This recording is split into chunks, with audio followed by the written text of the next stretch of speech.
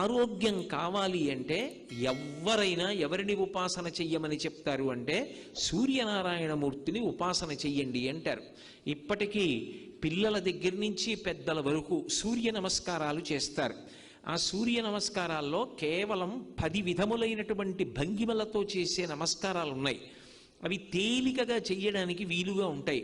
ఆ సూర్య నమస్కారం చెయ్యడం కేవలము శరీరమునకు ఆరోగ్యం ఇవ్వడానికి ఒక్కదానికే కాదు, ఆ సమయంలో సూర్య బింబాన్ని ఉపాసన చేస్తారు మనసుతో.